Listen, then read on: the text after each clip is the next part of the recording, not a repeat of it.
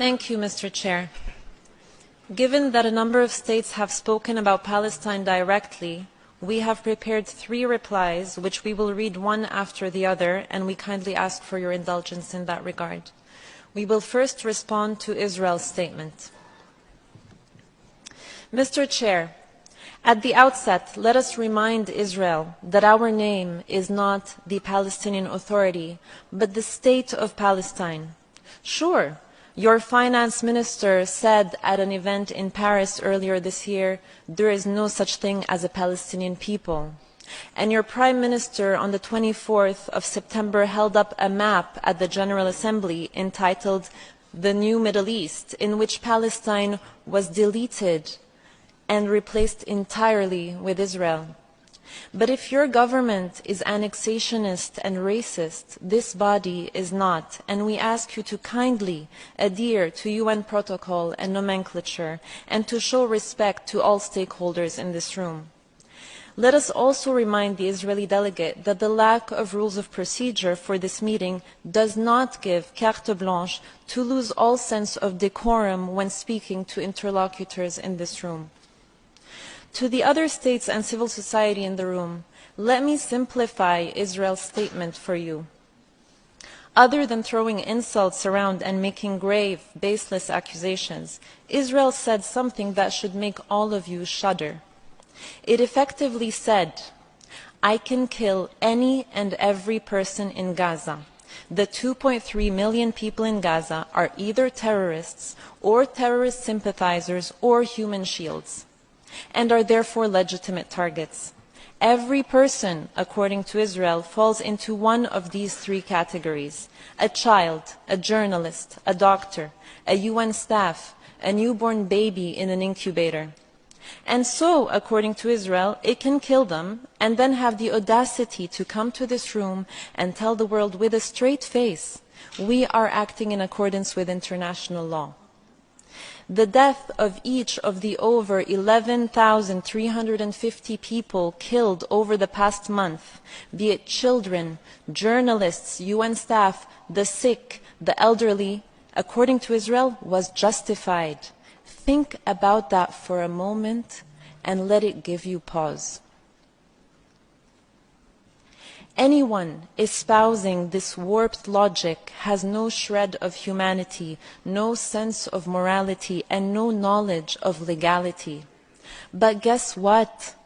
Your carpet explanation for carpet bombing will not fly. People are not fools.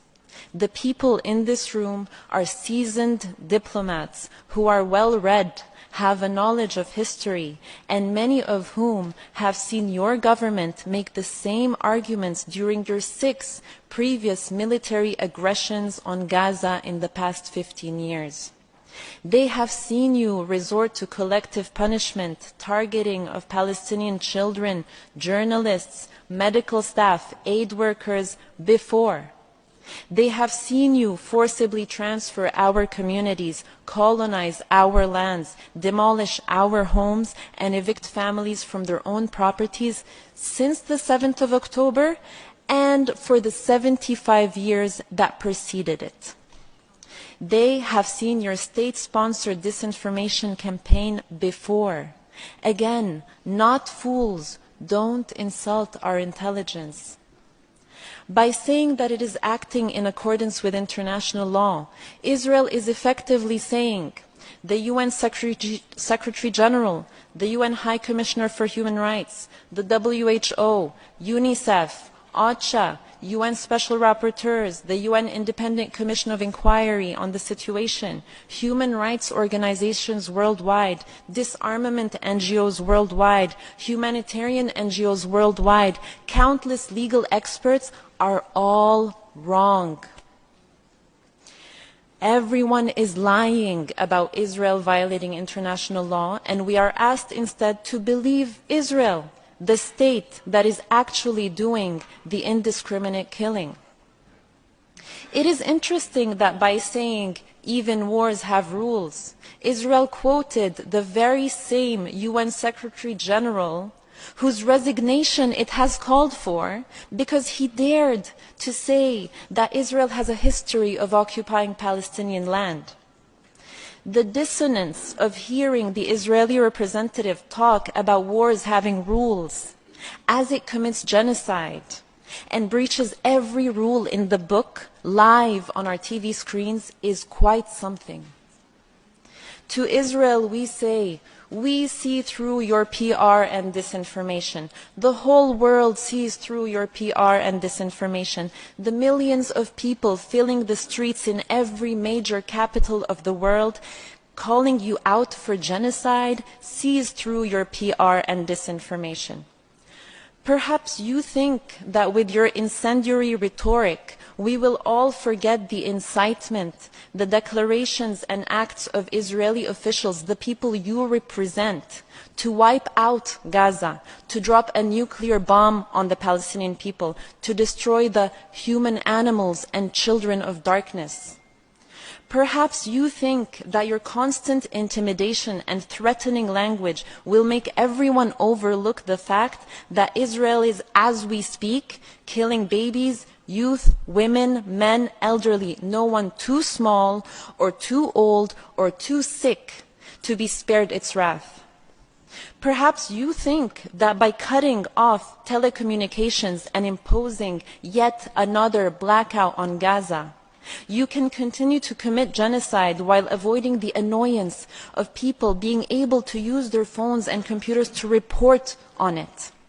Perhaps you think that as your trigger-happy soldiers continue to kill journalists, 41 so far, the highest number of journalists killed over a 4-week period than in any conflict in the last 3 decades, you think that no one will be left to expose your crimes. Perhaps you think that by trying to silence anyone who tries to speak about your crimes, the international law violations of a state, by calling them either anti-Semites or terror supporters, people will be silent. And your intimidation campaign knows no bounds. They attack Palestinians, Jews, Israelis, UN officials, politicians, parliamentarians, university professors, and anyone worldwide who calls you out for your violations of international law. But guess what? Your intimidation and silencing will not work. We, along with all peace-loving nations and along with all people of conscience around the world, will not be silent. We will continue to call you out on your crimes, to call for accountability for your violations, for sanctions as your government continues to reject calls for a ceasefire, massacre our people, and to entrench your colonial occupation and apartheid regime. Something your country should have learned over the past 75 years is that the Palestinian people are a people who refuse to disappear. And your nuclear threats and your bombs and your tanks and your bulldozers will never break the Palestinian people's will to be free and to live in the dignity and peace to which all people are entitled. Unlike you, we have consistently stood in this forum calling for respect for international law, for ethical principles to guide state behavior, for peace over war, for humanity over national interests, for disarmament over destruction. Once again, we stand in this forum to call on all states to respect and ensure respect for international law. Let the law be the measure by which all are judged, not propaganda and hateful, biased spin steeped in racism. And to Israel's absurd assertion that Palestinians have a problem with people of Jewish faith, and give the impression that this is a religious conflict, let us say loud and clear, this is not and has never been about religion. Had the occupiers of our land or the violators of our rights been Muslim, Christian, Buddhist, Hindu, atheist, or of any other conviction, we would have called them out all the same. Palestine has always been multiracial, multi-ethnic, and multi-religious. People of Jewish faith have lived in historic Palestine as Palestinians for centuries. We consider them to be our brothers and sisters. And since the memory of the Holocaust has been invoked, let us also say loud and clear, we have the greatest of solidarity